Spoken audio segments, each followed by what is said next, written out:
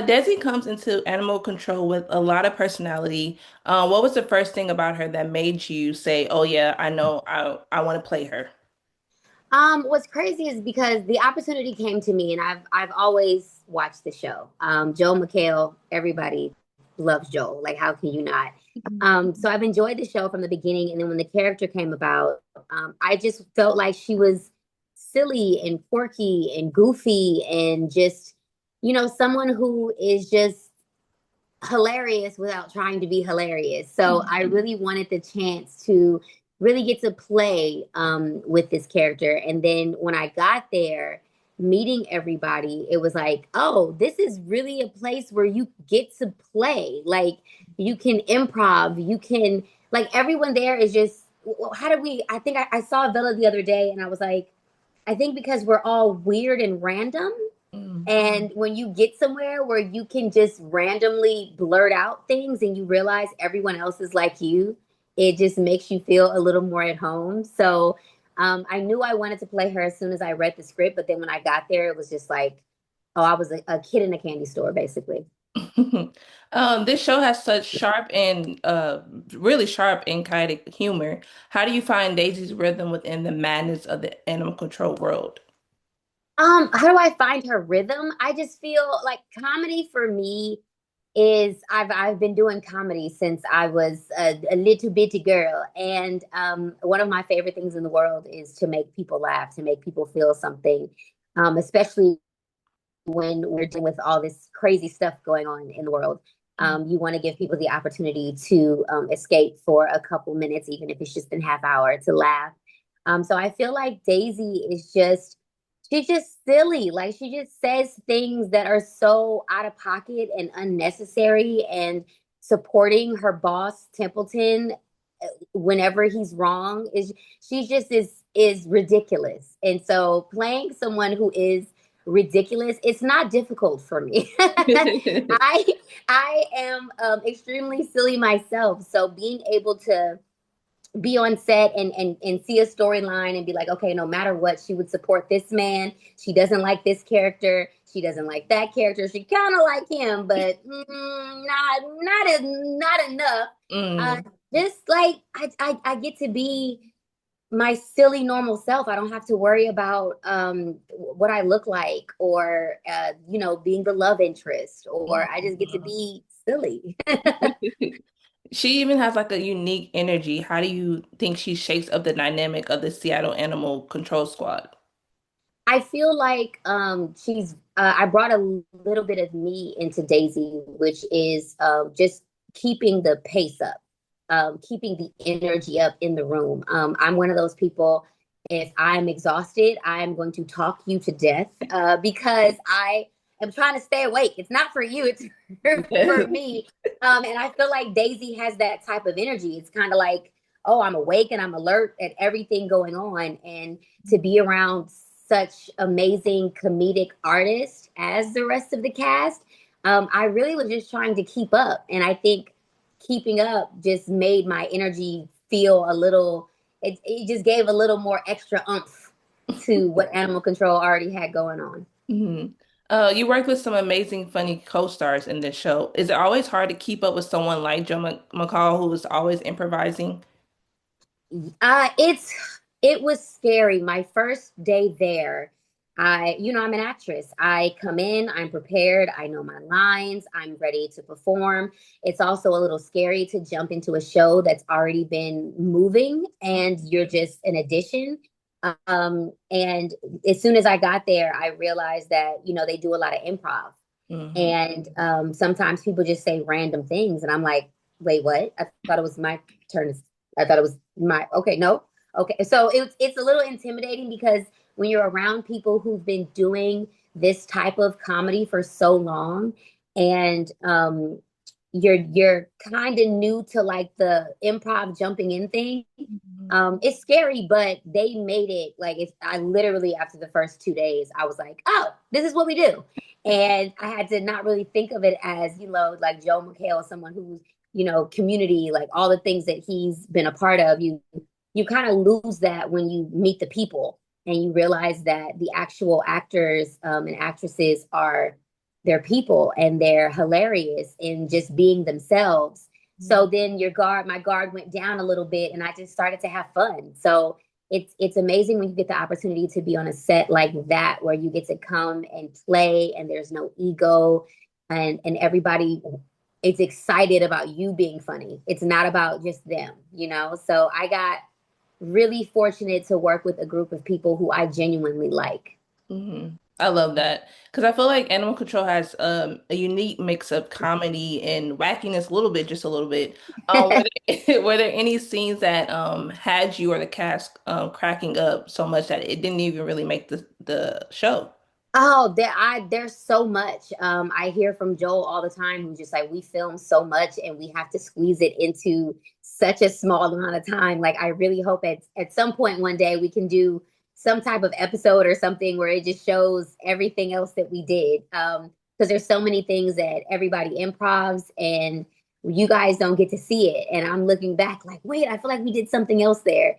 But there was an episode that just came on last night where I give myself the nickname Big Cat, and and I'm just randomly yelling out that I'm Big Cat, like, and I'm trying to like, ooh, Big Cat, or like I'm just like and then you never know what they're gonna use, and I'm silly, like Yeah. Kyla is silly, like, and so sometimes I do stuff and I go, why did I do that? Oh my god, like I'm gonna watch this back and be like, Kyla, why? But it's all for the sake of comedy. It's all like just be silly and let people laugh. But I really truly hope that at some point Fox is able to put together something that shows all of the bloopers or all of the things because there's literally I can't pick one. Like it's an everyday thing there. Yeah, we definitely need the blooper reel soon. So, Fox, if you're listening, we need the Yes, blooper yes.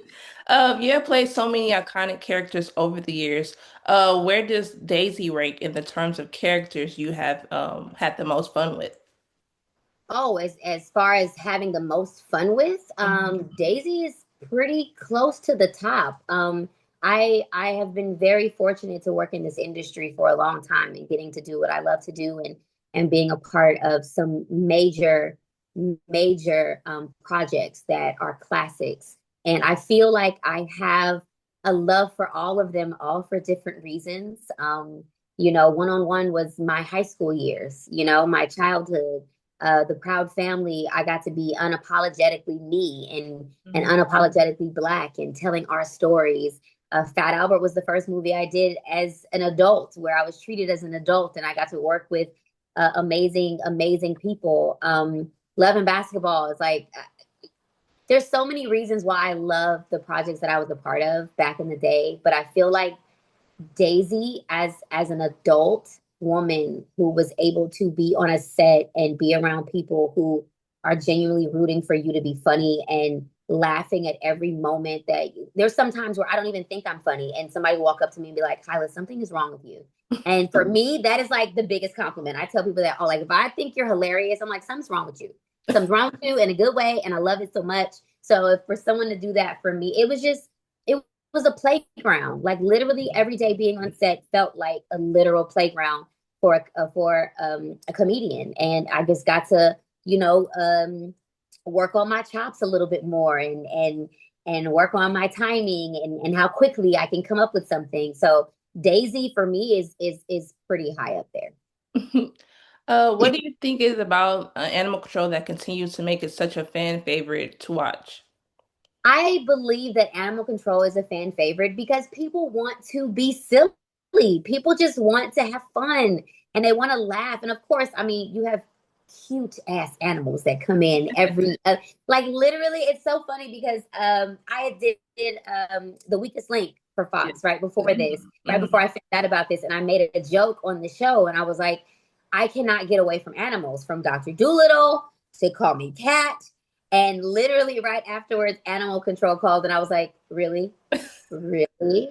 This is what we're doing. But on set, like being around the turtles and the dogs and the snakes, like I love all animals. So for me, it's just like it's fun. But I think it really comes through on screen, seeing these people get to play, seeing these people get to be ridiculously silly and be in these crazy situations, and then you have these beautiful animals at the same time.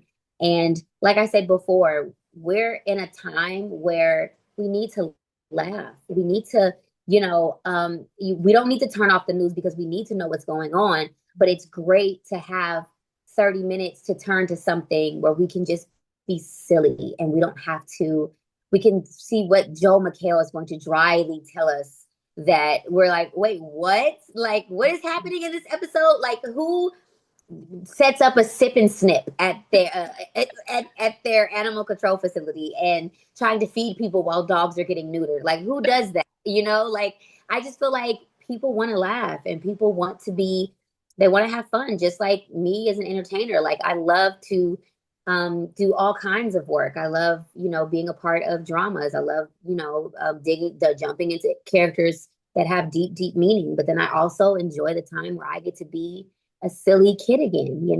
Mhm. So I think viewers really, they need that time.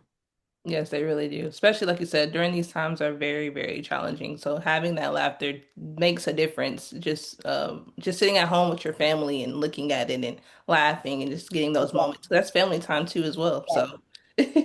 So um the Prouder family, Louder and Prouder, introduced your character to a whole new generation. How does revisiting your role from the original series feel today? Oh, it feels absolutely amazing. This is I was a part of the Proud family at 14 years old, and not a lot of people can say they got to play a character 20 years later. And luckily for Disney, my voice did not change. But for me, it was an amazing feeling. I got to grow up doing that show, and I was always very, very proud of the things that we spoke about and the things that we brought forth. And now for it to be able to come back, and I have kids, my kids are watching the show and love the show and can learn from the show. And like I said, like, we're unapologetically Black. So anytime you want to see yourself in any type of character, or review any type of situation that you might be able to connect to in some kind of way, like, I'm very proud to be a part of a show that does that and has conversations that a lot of shows shy away from.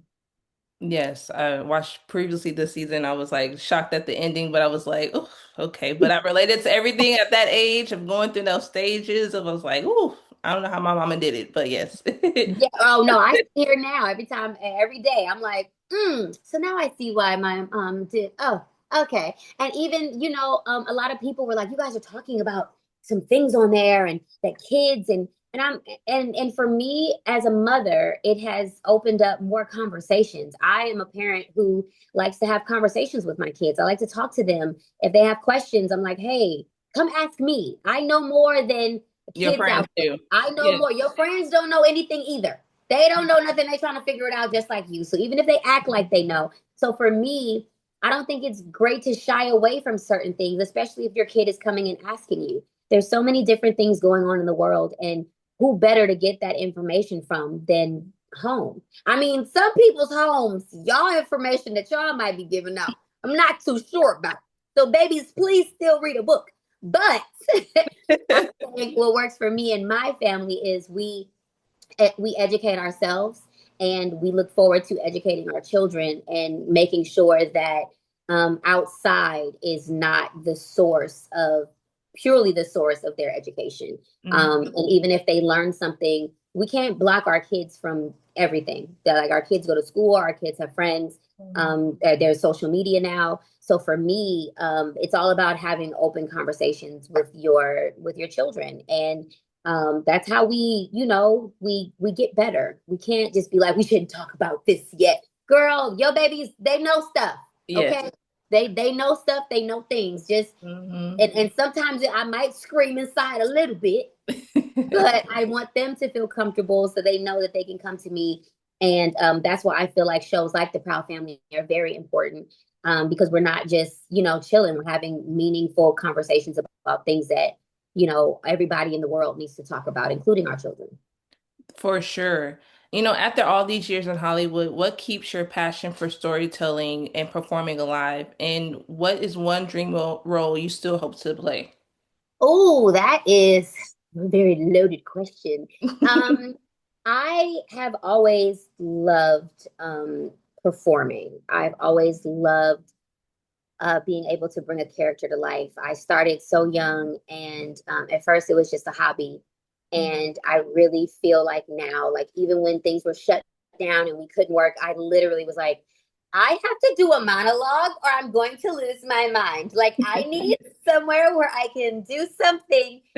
So I think it's just embedded in me. I don't think it's ever going away. I love, I'm I'm a very big advocate of mental health.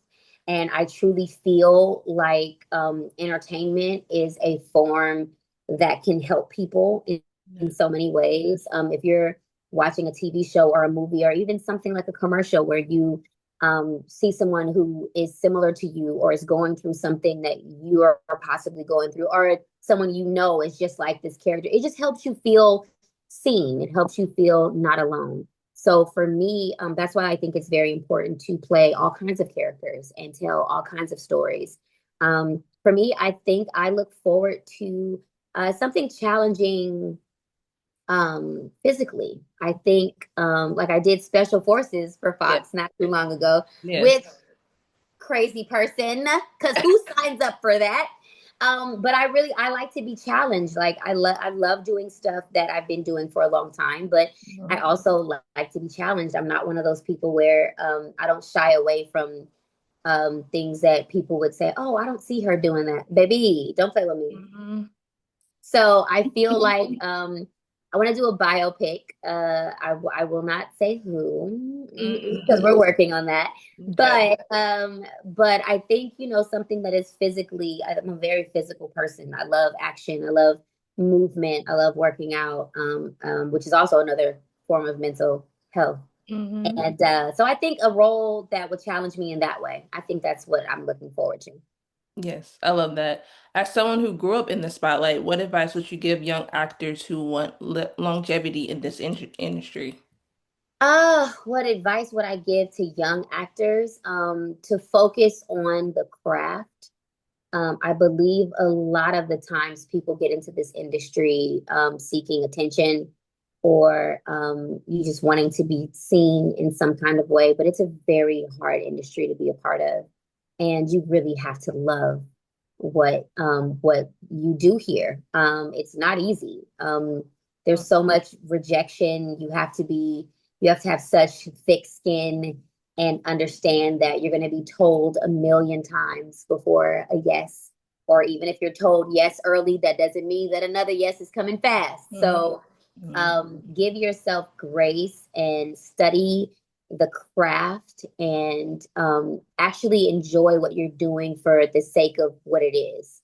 The attention will come, and not. I don't believe all good attention. All attention is good intention. Attention, Yes. but just and also with this generation, with this younger generation, I feel like they see a lot of people, not just them, because a lot of people in our generation as well see it, feel it as well, is you see people on social media and you think that things are supposed to be instant.